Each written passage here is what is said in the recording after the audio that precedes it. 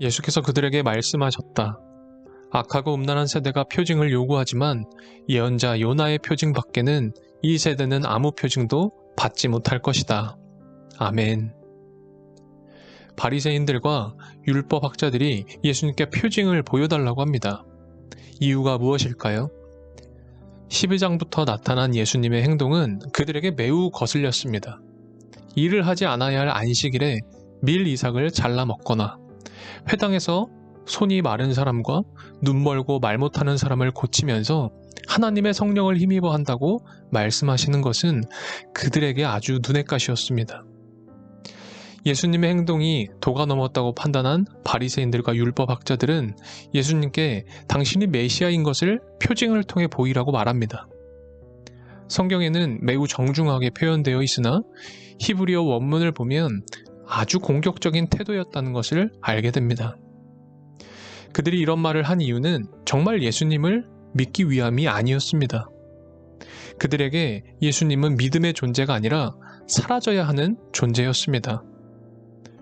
표징을 요구하는 마음에는 예수님에 대한 불신을 담고 있었습니다. 그 마음을 너무 잘 알고 계신 주님께서는 믿지 않는 자들을 향해 악하고 음란한 세대가 표징을 요구한다 하시며 탄식하십니다. 불신하는 이들에게 예수님은 요나와 솔로몬 이야기를 하십니다. 이 이야기는 사실 12장에서 계속 연속되는 말씀으로 예수님은 다윗보다 크시고 성전보다 크시며 요나보다 크시고 솔로몬보다 크시다 말씀합니다.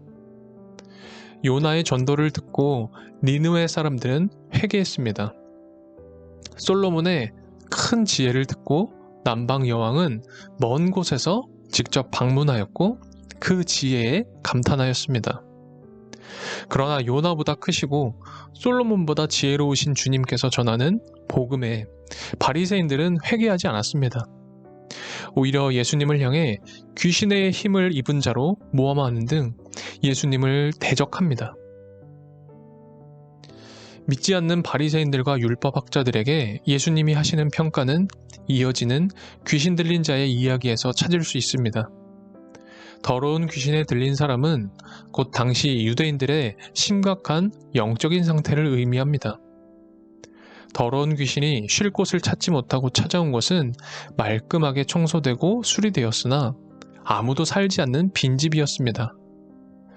비어있는 집의 상태는 깨끗하겠지만 그곳은 동시에 더러운 귀신이 찾는 상태임을 알게 됩니다. 당시 유대인들은 포로에서 귀환하고 에스라, 느헤미야를 중심으로 아주 성공적인 신앙 개혁을 하였습니다. 그러나 시간이 흐르면서 신앙을 개혁했던 열기는 점차 식어지고 그리고 바리새인을 중심으로 율법적인 요소들만 강조하게 됩니다. 예수님은 이것을 꼬집어 이야기하십니다. 마치 집이 청소되고 수리되었으나 신앙의 개혁은 있었으나 그뿐인 것, 의미 없는 율법 실천만을 하고 있는 것을 말하고 계십니다. 청소되고 수리된 집에는 주인이 살아야 하지만 주인이 살지 않고 있다면 어떻게 될까요? 우리의 영적인 상태가 청소되고 수리되는 것은 매우 중요합니다. 그러나 주인 대신 하나님이 거하지 않는다면 그 집은 악한 영이 깃들기 좋은 장소일 뿐입니다. 본문 45절에서 주님은 악한 귀신 7이 들어가 거하는 상태가 지금 이 시대라는 것을 말씀하고 계십니다. 바리새인들은 율법대로 말씀대로 나름 청소하고 수리는 하였을지 몰라도 주인 대신 하나님을 잃어버리는 큰 실수를 범하고 말았습니다. 그래서 하나님의 아들이신 예수 그리스도를 볼 수 없었습니다. 이 영상을 통해 묵상 나눔을 듣고 계신 여러분, 내 마음의 주인은 누구입니까? 내 마음에는 누가 살고 있습니까? 나는 누구의 명령을 따르고 있습니까? 요나보다 크시고 솔로몬보다 지혜로우신 주님의 말씀으로 이 나를 그리고 우리의 마음을 채우고 살아가시기 바랍니다. 주님, 우리가 그저 빈집을 고치고 수리하는 정도의 신앙이었는지 돌아보게 하시니 감사드립니다.